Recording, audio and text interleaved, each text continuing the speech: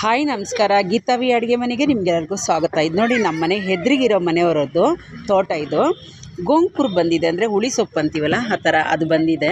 ಇದ್ರದ್ದು ಚಟ್ನಿ ಮಾಡೋಣ ಅಂತ ಬಂದೆ. ನೋಡಿ ಯಾವುದಾವ್ದು ಗಿಡ ಹಾಕಿದ್ದಾರೆ ಅಂತ ಅವರೇ ತೋರಿಸ್ತಾರೆ. ಇದೇನು ಗಿಡಮ್ಮ? ಪಾಲಕ್ಕಿ ಅಂತೆ ನೋಡಿ, ಊರ ಕಡೆದು ಪಾಲಕ್ಕಿ ಸಣ್ಣದಂತೆ ಅದು.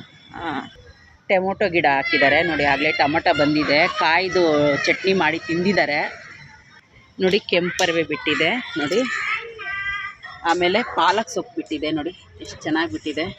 ಎಲ್ಲ ಫ್ರೆಶ್ಶಾಗಿ, ಔಷಧಿ ಇಲ್ಲ ಏನಿಲ್ಲ. ಚಿಕ್ಕದಾಗಿ ಮೆಣಸಿನ್ಕಾಯಿ ಹಾಕಿದೆ ನೋಡಿ, ಇನ್ನೂ ಬಂದಿಲ್ಲ, ಈಗ ಬರಬೇಕದು. ಚಿಕ್ಕದದು ನೋಡಿ, ಎಷ್ಟು ಚೆನ್ನಾಗಿ ಬೆಳ್ಕೊಂಡಿದೆ. ದಂಟು ಸೊಪ್ಪು,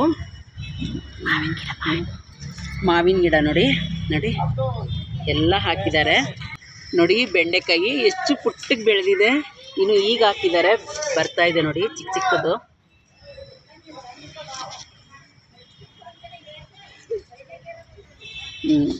ಅಯ್ಯೋ, ಇದೆಲ್ಲ ಬೆಂಡೆಕಾಯಿ ಗಿಡನೇ ನೋಡಿ ನೋಡಿ ಎಲ್ಲ ಬೆಂಡೆಕಾಯಿ ನೋಡಿ. ಇದೊಂದು ಸೇಬೆಕಾಯಿ ಗಿಡ ಹಾಕಿದ್ದಾರೆ, ಎಷ್ಟು ಚೆನ್ನಾಗಿದೆ ನೋಡಿ.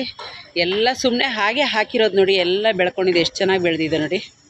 ಇವತ್ತು ಬನ್ನಿ ಒಂದು ಒಳ್ಳೆ ಗೋಂಗೂರ ಚಟ್ನಿ ಮಾಡಿ ತೋರಿಸ್ತೀನಿ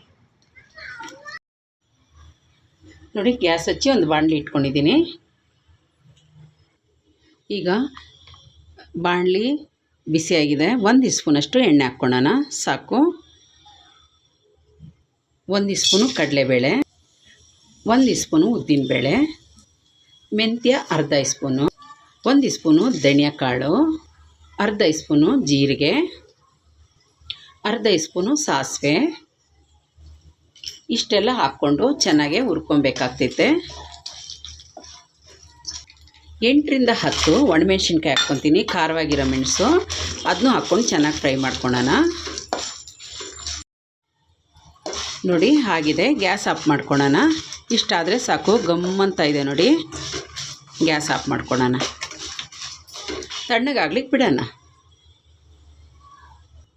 ಈಗ ಇದನ್ನ ತೆಕ್ಕೊಂಬಿಡೋಣ.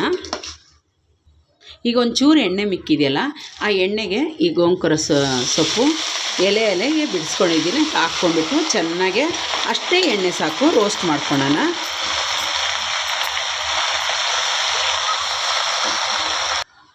ನೋಡಿ ಎಷ್ಟು ಕಡಿಮೆ ಆಗ್ತೈತೆ ಅಷ್ಟು ಕಡಿಮೆ ಆಗಿಬಿಡ್ತೈತೆ. ಎಲೆಗಳೆಲ್ಲ ಚೆನ್ನಾಗಿ ಬಾಡಿಸ್ಕೊಬೇಕಾಗ್ತೈತೆ ನೋಡಿ.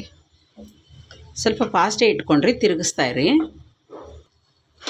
ನೋಡಿ. ಇನ್ನೊಂಚೂರು ಆ ನೀರೆಲ್ಲ ಸುಂಡ್ಕೊಬೇಕು ನೋಡಿ. ಆಗಿದೆ, ಚೆನ್ನಾಗೆ ಬೇಯಿಸ್ಕೊಂಡಿದ್ದೀನಿ. ಇಷ್ಟು 1 ಸ್ಪೂನ್ ಒಳಗಡೆ ನೋಡಿ, ಅದನ್ನೂ ಬೇಯಿಸ್ಕೊಂಡು ಒಗ್ಗರಣೆ ಮಾಡಿಕೊಂಡು ಇದನ್ನೂ ಬೇಯಿಸ್ಕೊಂಡಿದ್ದಿ ಸಾಕು. ಸೊಪ್ಪು ಬೆಂದಿದೆ, ಈಗ ಹಾರ್ಲಿಕ್ಕೆ ಬಿಡೋಣ. ಈಗ ಒಂದು ಮಿಕ್ಸಿ ಜಾರ್ ತಗೊಂಡು ಅದಕ್ಕೆ ನಾವು ಇದನ್ನ ಪುಡಿ ಮಾಡ್ಕೊಂಬಿಡೋಣ. ಫಸ್ಟು ಒಂದು 4 ಬೆಳ್ಳುಳ್ಳಿ ಹಾಕ್ಕೊತೀನಿ, ಸ್ವಲ್ಪ ಅರಿಶಿನ ಹಾಕ್ಕೊತೀನಿ,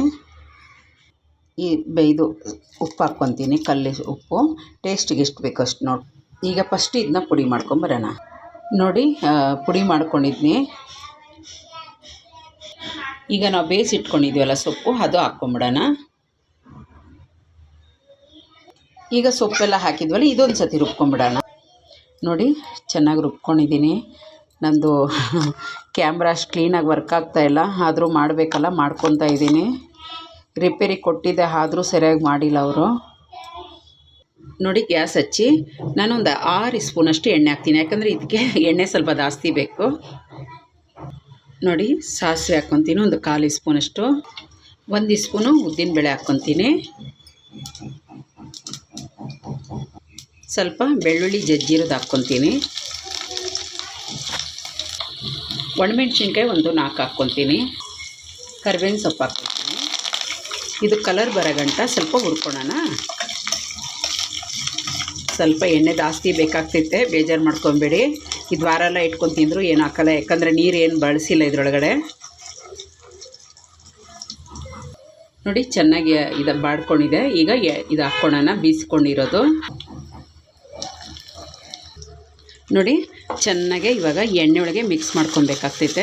ಚೆನ್ನಾಗಿ ಒಂದು 5 ನಿಮಿಷ ಚೆನ್ನಾಗೆ ಮಿಕ್ಸ್ ಮಾಡಿಕೊಂಡು ಎಣ್ಣೆ ಒಳಗೇ ಚೆನ್ನಾಗಿ ಬೇಯಿಸ್ಕೊಬೇಕಾಗ್ತೈತೆ. ಬೆಂದಿದೆ, ಆದರೂ ಸುಮ್ಮನೆ ಸ್ವಲ್ಪ, ಯಾಕಂದರೆ ಒಂದು ವಾರ 10 ದಿವಸ 15 ದಿವಸ ಇಟ್ಟರು ಏನೂ ಆಗೋಲ್ಲ. ಫ್ರಿಜ್ ಒಳಗೆಲ್ಲ ಇಟ್ಕೊಂಡು ತಿಂದರೆ 1 ತಿಂಗಳಾದರೂ ಏನೂ ಆಗೋಲ್ಲ.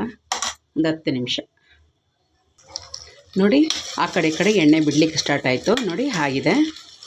ನೋಡಿ ಹೆಂಗೆ ತಿರುಗಿಸಿದ್ರೂ ಅದು ಆಗಿದೆ ಅಂತ ಅರ್ಥ. ಅದು ಆ ಕಡೆ ಈ ಕಡೆ ನೋಡಿ ಉಲ್ಟಾ ಪಲ್ಟಾ ಎಲ್ಲ ಆಗ್ತಿದೆ.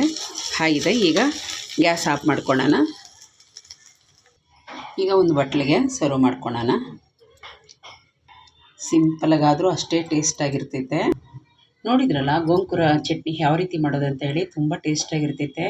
ಅನ್ನಕ್ಕೆ ಕಲಿಸ್ಕೊತೀನಿ, ಸಾರು ಏನಿಲ್ಲದಾಗ ಅನ್ನಕ್ಕೆ ಕಲಿಸ್ಕೊತೀನಿ. ಬಾಣಂತಿಗೂ ಇಂಥದ್ದು ಕೊಡ್ಬೋದು, ತುಂಬ ಒಳ್ಳೇದಿದು ಈ ಗೋಂಗೂರ ಚಟ್ನಿ. ನಿಮ್ಗೆ ಇಷ್ಟ ಆಯಿತಾ? ಇಷ್ಟ ಆದರೆ ಪ್ಲೀಸ್ ಒಂದು ಲೈಕ್ ಕೊಡಿ, ಸಬ್ಸ್ಕ್ರೈಬ್ ಆಗಿ, ಪಕ್ಕದೊಳಗಿರೋ ಬೆಲ್ ಬಟನ್ನ ಕ್ಲಿಕ್ ಮಾಡಿ. ಥ್ಯಾಂಕ್ ಯು ನನ್ನ ವೀಡಿಯೋ ನೋಡೋದಕ್ಕಾಗಿ. ಬಾಯ್.